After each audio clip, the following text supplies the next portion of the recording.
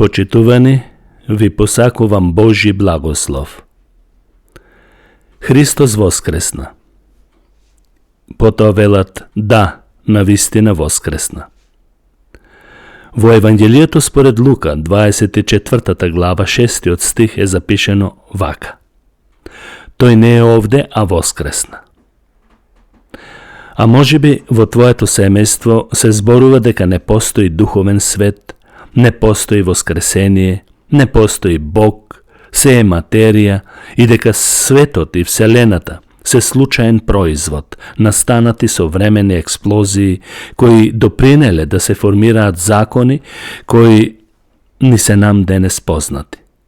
Па така, убеден во своето мислење, имаш можеби големи аргументи да го негираш не само воскресението на Христос, не само Библијата, туку и самото христијанство. Бидејќи мнозина, иако се декларираат дека се христијани, сепак можам отворено да кажам дека живеат како безбожници и не веруваат во самото воскресение.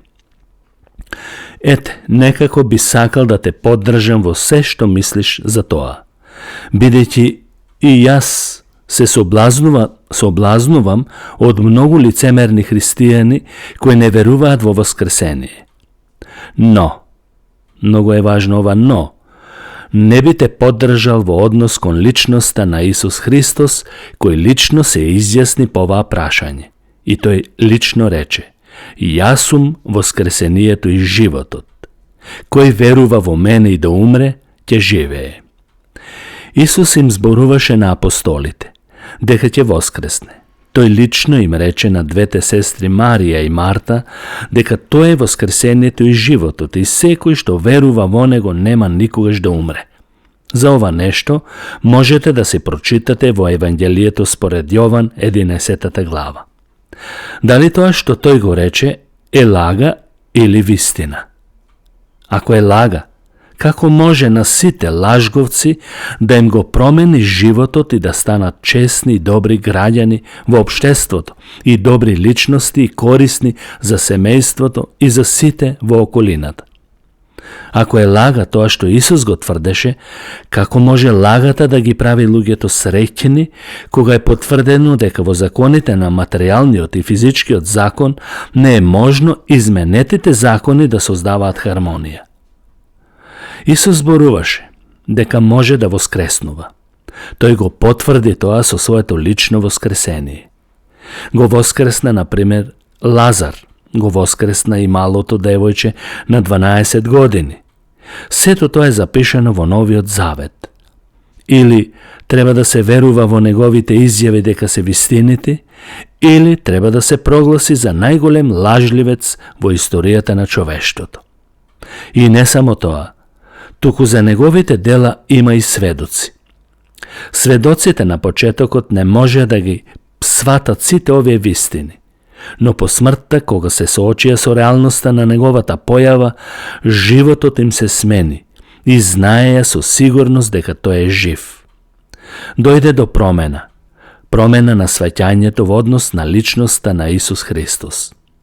Апостолите или учениците на самиот почеток беа разочарани, а кога го видоа жив, се засрамија затоа што не веруваа кога тој лично им зборуваше дека ќе воскресне од мртвите. И имајќи ги предвид сите овие нешта, доаѓаме до заклучок да го прогласиме Исус или дека лаже, неговите апостоли исто така, или пак сето тоа е вистина. Ако го прогласиме тоа за лага, тогаш треба да имаме факти дека тоа е Исус е лажго. Зашто и самите апостоли ја изгубија надежта. Например, двајца ученици одеа за Емаус и се изборуваа за овие настани.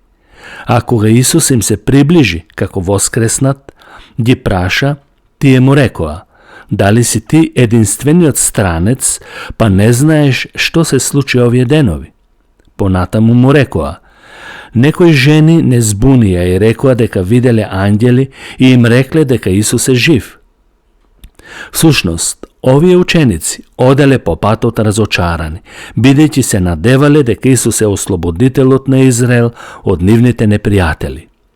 Самите ученици не веруваа, но кога Исус им се откри преку Духот и кога го видоа дека е жив, им се промени животот и станаа нови личности со поинакво сваќање за Него.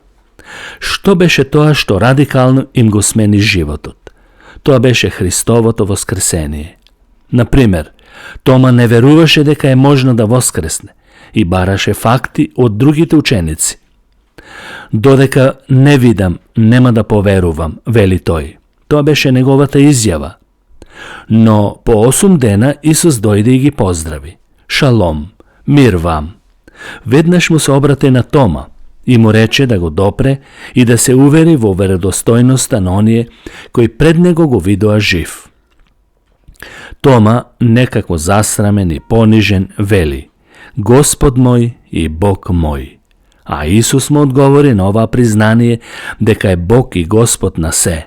Тома, ти види и поверува, но блажени се оние кои не виделе, а поверувале. Ова блаженство по се изгледа се однесува токму и за нас. Ние не сме учествувале во видливите форми и докази на воскресението, да го видиме лице в лице, но веруваме дека тоа што го зборуваше Исус е вистина и тоа што сведочеа неговите сведоци, ученици, апостоли е исто така вистина. Веруваме дека секоја изјава на Исус е точна и сигурна за верување. Се што рече тој, тоа се реализира во точен временски период, онака како што им предскажа на неговите ученици. Неговите зборови имаат силна содржина и силни докази. Тој рече: Небото и земјата ќе поминат, но моите зборови нема да поминат, зашто јас сум воскресението и животот. Кој верува во мене и да умре, ќе оживее. Сега доаѓаме до нешто друго. Духовно воскресение. Што значи тоа духовно воскресение? Лично јас сум среќен што верувам во Исус и во Неговото воскресение. Како доказ за тоа е моето духовно воскресение. Долги години бев мртов човек, но една вечер, читајќи ја Библијата, посебно Новиот Завет, ми проговори Божиот Син и реков: Еве го одговорот на моите прашања за смислата на мојот живот. И така, навлегувајќи во длабочината на неговиот збор, открив дека Исус е воскресението и животот. Тој рече, како што веќе реков: Јас сум воскресението и животот. Наеднаш со овие зборови се создаде надеж во животот. Стравот од смртта почна да исчезнува и надежта на воскресението ми припадна и мене. Затоа што воскреснатиот Исус стана мој Бог, мој Господ, исто како и на Тома. Тогаш видов нов небесен свет, отворено небо, небесна светлина, како ја полни мојата душа со радост и среќа. И реков: Па јас сум жив, нема веќе никогаш да умрам, нема веќе смрт, нема темнина, нема безнадежност, нема очај, нема грев, согласно зборовите на Библијата. Кој е во Христос, тоа е ново создание. Старото помина, ете се стана ново. Ова е запишено во 2 Коринтијаните 5 глава 70 стих. Се случи духовното воскресение. Исус вели: Јас живеам и вие ќе живеете. Воскресението, освен историски што е потврдено, тоа се манифестира и постојано се потврдува преку сите оние што духовно воскреснуваат од мртвиот и безнадежниот живот, кои денес го потврдуваат на ист начин како и јас и многу други. Затоа, почитуван слушателу, дојди кај Исус, кај живиот воскреснатиот Исус. Ако те разочарале луѓето, има еден кој нема да те разочара, а тоа е живиот Исус.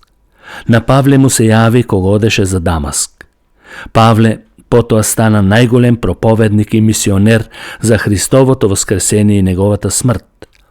Исус им се јави на повеќе од 500 луѓе во тоа време и сите тие сведочеа дека е жив. Исус им се јави на сите апостоли, кои после неговото воскресение јадеа и пиеа заедно. Исус во историјата се јави на милиони други луѓе, кои ги поставуваат истите прашања за смислата на нивниот живот. Денес и тие заедно со мене се среќни. Ако и ти денес го повикаш воскреснатиот Исус преку вера и покаяние, тој ќе дојде и ќе те воскресне и ќе имаш нов живот, исполнет со радост. Јас тоа го искусив и тие имаш оваа привилегија. Вкусете колку е добар Господ, пишува апостол Петар. Бог те повикува да му го предадеш животот и тој ќе те воскресне од мртвите, од духовното мртвило. Воскресението е победа, што ни гарантира живот по смртта. Луѓето животот го гледаат само до гробот, а потоа нивните мисли се прекинуваат и не размислуваат. Доколку се обидеш да размислуваш на овие стихови од Јован, 11 глава, 25 стих, за тоа што Исус го рече јас сум воскресението и животот, ќе ти се отвори пат и после гробот и ќе настане огромна промена во тебе. Нема да талкаш како изгубен во некое пусто место. Туку ќе имаш сигурна и вечна надеж. Дојди кај Исус, додека е време. Воскресни ги, Господе, сите оние што ја бараат смислата на нивниот живот.